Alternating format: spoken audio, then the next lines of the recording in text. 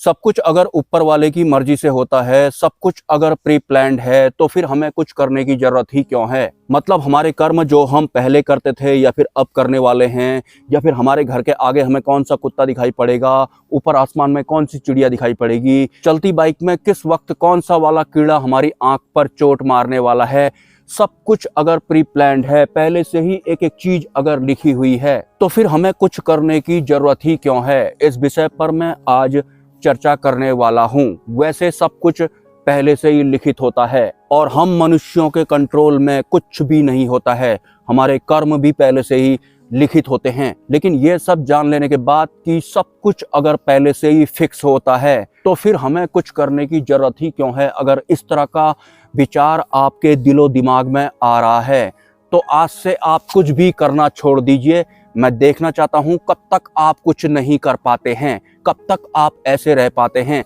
क्योंकि हमको फॉर्म ही ऐसे किया गया है कि जब तक हम इस शरीर में रहेंगे, हम इंटरनली और बाहरी तौर पर भी हम भागते रहेंगे, हमारा दिमाग चलते रहेगा, मन हमारा चलते ही रहेगा। तो आज अगर आपको मैं ये बता रहा हूं कि सब कुछ हम इंसानों का प्री स्क्रिप्टेड होता है और हमारे कंट्रोल में कुछ भी नहीं होता है, ये जानने के बाद अगर आप कुछ नहीं करना चाहते हैं, तो आप कुछ ना करके तो देखिए और चेक कीजिए कि कब तक आप कुछ नहीं कर पाते हैं। कुछ नहीं अगर आप करेंगे तो ज्यादा देर आप टिक ही नहीं पाएंगे, कुछ ना कुछ आप करने लग जाएंगे। बुद्धि कुछ करवा देगी, मन कुछ करवा देगा। तो हम इंसानों को कुछ इस तरह से प्री प्लान्ड स्क्रिप्ट के तहत फंसाया गया है, सेकंड हैंड परमात्मा के द्वारा, जो कि अपने आप को वास्तविक परमात्मा बोलते हैं। और ऐसा भी बोलते हैं कि सब कुछ ऊपर वाले की मर्जी से होता है, लेकिन वास्तविक ऊपर वाले की मर्जी से ऐसा नहीं होता है। सेकंड हैंड जो ऊपर वाला है, जो अपने आप को परमात्मा बोलते हैं, उनकी मर्जी से ये सब कुछ होता है। तो जो हमारे बारे में पहले से ही प्लान किया गया होता है, सब कुछ वैसे ही होता है। सच बताऊं तो ये कर्म वगैरह भी कुछ नहीं होता है, ये भी भ्रमित करने के लिए हमें बताया गया है। हमारा सब कुछ पहले से ही प्री लोडेड होता है। टोटल मिलाकर के हम इंसानों के जीवन में 70 से 90% तक दुख ही लिखे हुए होते हैं। और जब हम दुखों के साथ इस भौतिक संसार में सरवाइव करते हैं, तो हमें सांत्वना देने के लिए या थोड़ी देर हमारा मन शांत होने के लिए अध्यात्म की रचना भी की गई है। ये वास्तविक अध्यात्म भी नहीं होता है, ये अध्यात्म भी उसी सेकंड हैंड या फिर डुप्लीकेट परमात्मा के द्वारा बनाया गया है। मतलब दुख तो तुम्हें होंगे ही होंगे, और तुम्हें भरोसा दिलाने के लिए कि तुम्हारे दुख दूर हो जाएंगे, सब कुछ ठीक हो जाएगा, तो इस अध्यात्म की रचना की गई है। हम इंसानों को उलझाए रखने के लिए हमें ऐसा भी सिखाया गया है कि अगर तुम दिन रात मेहनत करते हो, प्रयास करते हो, तो सफलता जरूर तुम्हें प्राप्त होगी। तो सिर्फ इस लाइन की वजह से जो हमारे भाग्य में होता ही नहीं है, उसके लिए भी एक इंसान पागलों की तरह प्रयास करने में लगे रहते हैं। लेकिन अगर वो हमारी किस्मत में नहीं लिखा होता है, तो फिर लाख कोशिशें क्यों ना हम कर लें, लेकिन हमें वो वस्तु या फिर वो विषय प्राप्त नहीं होता है। इसके फलस्वरूप हमें कई तरह के दुख हो जाते हैं। लेकिन हमारे दिलो दिमाग पर यह भी डाला गया है कि प्रयास अगर आप करोगे, दिन रात मेहनत करोगे, तो तुम्हें वो चीज जरूर मिल जाएगी। बिल्कुल भी नहीं मिलेगी कि अगर उसे हमारे इस वाले जन्म में नहीं लिखा गया है, तो जरा भी इधर उधर नहीं होगा। लेकिन उम्मीदें डाली जाती है, और अगर हम थक जाते हैं तो सांत्वनाएं डाली जाती हैं, भगवानों के भरोसे जैसे डाले जाते हैं। जब भी हमें दुख होने लगता है, तो हम भगवान को याद करने लगते हैं, और थोड़ी देर के लिए हमें सुकून जैसा मिलता है, ब्रेन शांत हो जाता है, मन शांत हो जाता है। लेकिन वो भी ज्यादा समय के लिए नहीं होता है। टोटल मिला करके हमने जिस वस्तु या फिर विषय को करने के लिए हद से ज्यादा मेहनत की थी, कोशिशें की थी, उस वक्त जो हमें दुख का संचार हुआ था, या फिर हमारे सपनों के टूटने के वक्त इस तरह का दुखों वाला संचार हमारे भीतर हुआ था, या फिर जो ग्लानि होती है, या फिर अगर हम थोड़ा बहुत कामयाब हो जाते हैं, तो हमें प्राउड जैसा भी फील होता है, जिसे कि गर्व कहते हैं। ये जो गर्व होता है, ये भी एक विकार होता है, और जो ग्लानि होती है, ये भी एक विकार होता है। ये दोनों द्वंद्व होते हैं काल निरंजन वाले।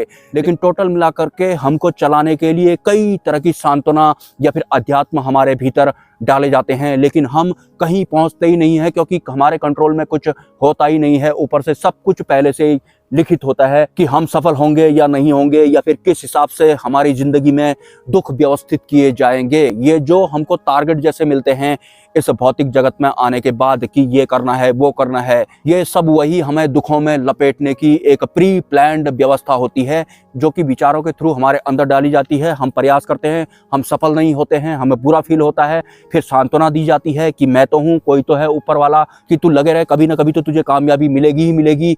90% कामयाबी मिलती ही नहीं है, 90 भी नहीं 99% कामयाबी मिलती ही नहीं है। उसकी एवज में दुखों का संचार हमारे भीतर बहता है और वो किसी का भोजन होता है। सिंपली वो नकली परमात्मा का भोजन होता है। टोटल मिलाकर के हमारे भौतिक जीवन में 90% अच्छा होता ही नहीं है। सिर्फ 10% थोड़े बहुत सुख आते हैं और 90% हम दुखों में ही उलझे रहते हैं। लेकिन दुख अगर हमें बर्दाश्त नहीं हो रहा होता है तो कई तरह के प्री प्लान्ड अध्यात्म हमारे सर में उड़ेल दिए गए हैं, जिनसे थोड़ी देर के लिए हमें सांत्वना जैसी मिलती है, लेकिन हमारा भाग्य लिखने वाली सत्ताएं तब तक अपना काम कर चुकी होती हैं।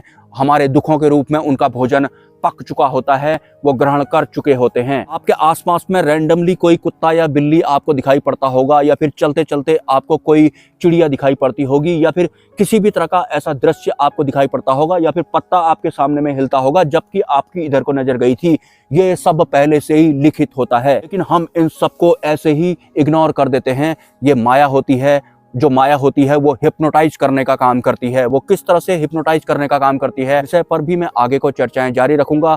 लेकिन किसी भी वस्तु के प्रति हमारा आकर्षण हो जाना और उसके बाद उसको प्राप्त करने के लिए हम जिस तरह से प्रयास करते हैं और फिर हम परेशान होते हैं, अगर वो हमें मिल जाता है तो हमें गर्व महसूस होता है, प्राउड फील होता है, जो कि एक विकार होता है। अगर वो हमें नहीं मिलता है तो हमें ग्लानि महसूस होती है, कई तरह के दुख, छटपटाहट हमारे अंदर होती है। भी एक ऐसा संचार होता है जो कि नकली परमात्मा का भोजन होता है, क्योंकि उन्हें श्राप ही ऐसा दिया गया है। और इस दौरान थोड़े बहुत सुख अगर हमें मिलते हैं तो हमें भरोसा जैसा हो जाता है कि हाँ, सुख भी है इस दुनिया में तो भगवान भी होगा ही होगा इस दुनिया में। वो थोड़े बहुत जो सुख होते हैं वो लालच होता है, ताकि टाइम टू टाइम तुम्हें थोड़े बहुत सुख दिए जाए और बाकी पूरी जिंदगी तुम्हें दुखों में ही उलझाया जाए और इसी तरह से इस सेकंड हैंड सृष्टि को चलाया जाए। ये वास्तविकता है इस श्रापित सृष्टि की, जिसमें कि हर चीज नश्वर होती है, क्योंकि ये श्रापित सृष्टि जिसने बनाई है वो खुद नश्वर है। मतलब उसकी खुद भी मृत्यु होती है, तो उसके द्वारा जो भी बनाया जाता है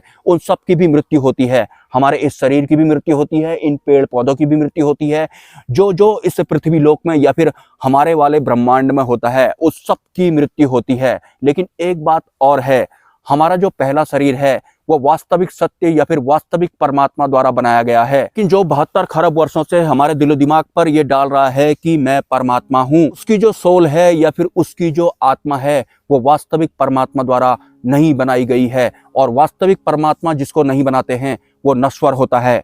नश्वर होता है मतलब उसकी मृत्यु होती है। जो भी सृष्टि वो बनाता है उसकी सृष्टि भी नश्वर होती है, मतलब उसकी सृष्टि में बनाए गए सभी विषय या फिर तत्व सबकी मृत्यु होती है, जिसमें से कि हमारा शरीर भी शामिल है।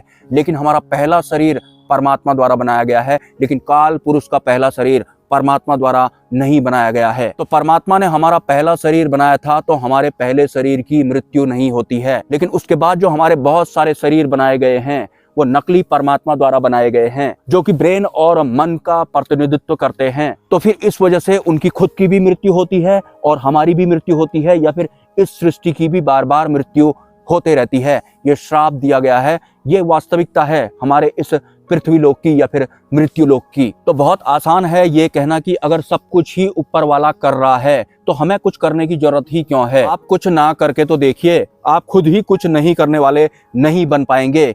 ये जो काल निरंजन की दुनिया है ये आपको कुछ न कुछ करवाने वाला बना देगी, मतलब जीना दुभर हो जाएगा उस इंसान का जो कुछ नहीं करेगा। कुछ नहीं भी आप नहीं कर सकते हैं और जो हो रहा होता है वो प्री प्लान्ड होता है। जरा अपने जीवन का आकलन कीजिए, आप कुछ करना चाहते होंगे या फिर आपके कोई काम अटक रहे होंगे या किसी भी तरह का दुख आपके भीतर चल रहा होगा, लेकिन आपको एक भरोसा होगा, एक विश्वास होगा। सच बताऊं तो ये भरोसा और विश्वास जो शब्द हैं ये परमात्मा के शब्द नहीं हैं। ये भरोसा और विश्वास नाम के शब्द हमारे भीतर डाल करके उनको उन दुखों को सहने की शक्ति जैसी हमारे भीतर डाली जाती है। लेकिन दुख तो फिर भी होंगे ही होंगे, और नकली ऊपर वाले का जो विश्वास या फिर भरोसा हमारे भीतर डाला गया है, हमें उम्मीद जैसी हो जाती है कि मेरे दुख एक दिन दूर हो जाएंगे। भी दुख हमारे भाग्य में प्री प्लान्ड करके लिखे होते हैं, या फिर जो जो करना लिखा होता है, जो जो हमारे आसपास होता है वो सब कुछ पहले से ही लिखा होता है। तो हमारे कंट्रोल में कुछ भी नहीं होता है, हमें बहलाया फुसलाया जैसा जाता है विश्वास के नाम पर, भरोसे के नाम पर, अध्यात्म के नाम पर, भगवान के नाम पर। इन सब का इस्तेमाल अगर हम करते भी हैं तो हम सिर्फ और सिर्फ उस दुख को थोड़ी देर के लिए सहन करने की स्थिति में आ जाते हैं। टोटल मिला के अगर आपको अध्यात्म या फिर विश्वास या फिर भरोसा भी दिया जाएगा नकली ऊपर वाले के द्वारा, तो दुख सहन करने के लिए दिया जाएगा, दूर नहीं करते हैं, क्योंकि प्लान ऐसा होता ही नहीं है। टोटल मिला करके हमको दुखों में ही रहना है पूरी जिंदगी, यही प्लान होता है और यही हमारी इस दुनिया का वास्तविक सत्य भी होता है। लेकिन जहां से इंसान को परमात्मा की भनक लग जाती है तो फिर सिचुएशन अलग हो जाती है। परमात्मा मतलब जो बुद्धि और मन से पार हैं। क्यों है बुद्धि और मन से पार? क्योंकि बुद्धि और मन की वजह से ही हमारे जीवन में दुख व्यवस्थित किए जाते हैं, या फिर नकली भगवानों द्वारा भरोसा व्यवस्थित किया जाता है, विश्वास व्यवस्थित किया जाता है, अध्यात्म व्यवस्थित किया जाता है।